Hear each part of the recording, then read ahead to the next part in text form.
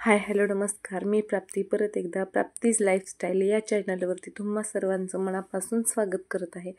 तर आज होता रविवार आणि मी काढणार होते किचन क्लिनिंगसाठी. तर सगळ्यांचीच आता दसऱ्याची तयारी चालू असेल, साफसफाईची.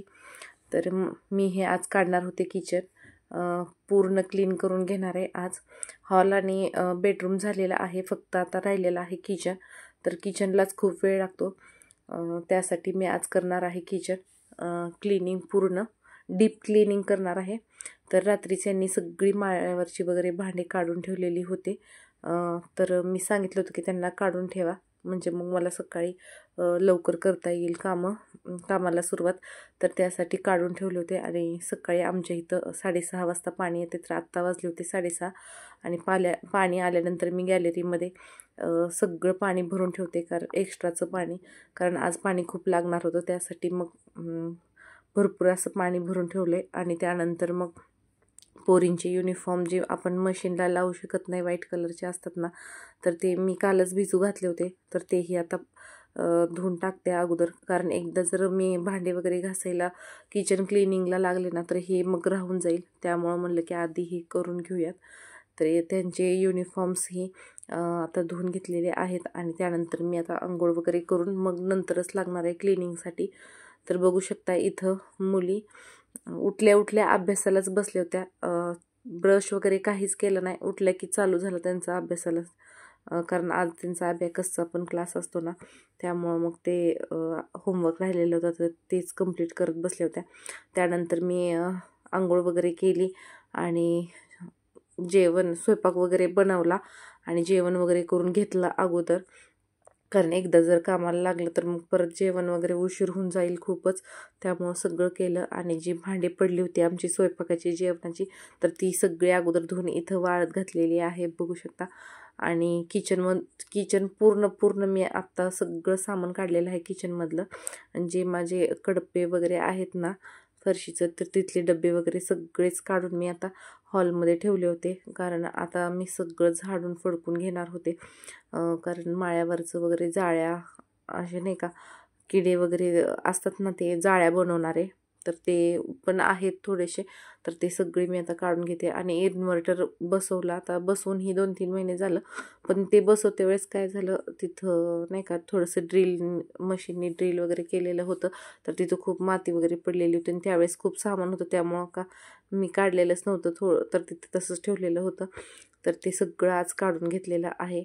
आणि अगोदर सगळीकडून व्यवस्थित असं झाडून फडकून घेतलंय, बघू शकता. इथं आज खूप वेळ लागणार होता, त्यासाठी म्हणलं की अगोदर एकदा जेवण वगैरे करून घेऊ आणि मग निवांत. कधीही असं काम करतो ना, तर अगोदर जेवण वगैरे करून घ्यायचं, कारण एकदा आपण कामाला लागलो ना, तर आपल्याला भान राहत नाही बायकांना की किती वेळ जातो आणि काय नाही. त्यामुळं अगोदर जेवण वगैरे करून घ्यायचं आणि त्यानंतरच कामाला लागायचं. तर मी हे असंच केलं, कारण पोरींनाही क्लासला जायचं होतं. तर अगोदर मग स्वयंपाक केला, त्यांनाही जेवू घातलं, मीही जेवले आणि हे पोरींना क्लासला सोडणं आले. आणि त्यानंतर माझं चालू होते कामं. तर इथं बघू शकता की सगळं मी झाडून फोडकून घेतलं आहे. आणि आता खालची फरशी ही झाडली, सगळा कचराही भरून घेतला. तर इथं बघू शकता की किती सारे भांडे पडलेले आहेत. आणि मी थोडेसे जे आता पहिल्यांदा घासायचे आहेत ना, तर ते गॅलरीमध्ये ठेवले होते. आणि बाकीचे जे डबे वगैरे आहेत ना, तर ते तिकडं हॉलमध्ये ठेवलेत, कारण सगळं एकाच दिवशी होणार नाही, थोडं थोडं करावं लागेल. त्यामुळं मग मी डबे वगैरे लगेच काढणार नाही. आणि जागा पण पुरत नाही म्हणजे भांडे वगैरे वाळत घालायला. त्यामुळं मग थोडेसेच करून धुणार आहे. आणि एकाच दिवशी इतके काय भांडे होणार नाहीत माझ्याच्याने, कारण खूप भांडे आहेत. त्यामुळं मग म्हणलं की थोडेसेच करूयात. अगोदर मेन काय माहिती आहे का, किचनच क्लीन पूर्ण सगळं घासून पुसून घेतलं ना, मग आपण थोडे धुवून लावू शकतो. त्यामुळे मी असंच करते दरवर्षी, पण एकदा सगळं किचनमधलं काढून घेते, सगळं झाडून सगळं फरशी वगैरे घासून वगैरे घेते. किचनच्या स्टाईल्सवरती माळ्यावरचं पण मी पुसून घेतलं. आणि इथं जे कडप्पे आहेत ना, तर इथं चिकट झालं ते. माझा एक्झॉस्ट फॅन तेवढा कामच करत नाही आता सध्या, फास्ट चालत नाही. त्यामुळं फोडणीचं तेल वगैरे नाही का उडते, त्यामुळे ह्यावेळेस खूपच चिकट झालं होतं. तर मी घासणीने व्यवस्थित असं घासून त्याला 2-3 वेळा ओलं कापड करून पुसून घेतलेलं आहे. आणि हे बघू शकता, तर ह्या ड्रममध्ये पण भांडे आहेत, पण ते मी आज काढणार नाही. सगळंच काढलं नाही एकदाच तर खूप लोड येतो, त्यामुळे मग मी थोडं थोडं करणार आहे. फक्त त्याच्यावरती धूळ पडली होती, त्यामुळे मग आम्ही आता तेही थोडंसं पुसून घेतलेलं आहे. आणि इथं बघू शकता सगळे कडप्पे खालचं, किचनच्या खालचं वगैरे सगळं घासून अगोदर व्यवस्थित असं पुसून घेतलंय. सगळं माळा घेतला, हे झालंय. आता राहिले फक्त किचनचे स्टाईल्स आणि गॅस ओठा आणि गॅस तेवढा राहिलेला आहे. तर तेच मी आता क्लीन करायचं चाललंय माझं. तर स्टाईल्स वगैरे धुवायच्या म्हणलं तर पाणी वगैरे खूप पडणार होतं, त्यासाठी मी अगोदर गॅसच्या बर्नर जे असतात ना त्याच्यावरती वाट्या ठेवून घेतल्यात, म्हणजे पाणी वगैरे पडलं तरी आत जाणार नाही. आणि त्याच्यानंतर बघू शकता खिडकीची जी काच वगैरे आहे ना, तर तीही मी व्यवस्थित अशी घासून घेते. आणि जिथं निघतच नाही ना, तर ते ब्रशच्या साह्याने व्यवस्थित असं तिथलं काढून घेते. कारण माझे किचनचे स्टाईल्स आहेत ना, असं प्लेन नाही आहेत, थोडेसे असं नाही का खाचा खाचा असल्यासारखे आहेत. त्यामुळे कितीही मी हे केलं ना, थोडंसं तिथं तेलकट उडतंच आणि ते थोडंसं राहतं. तर तेच मग मी ब्रशच्या साह्याने असं घासत होते, म्हणजे ते जे असे नसतात का खड्डे खड्डे, त्यातलंही सगळं व्यवस्थित असं निघत होतं.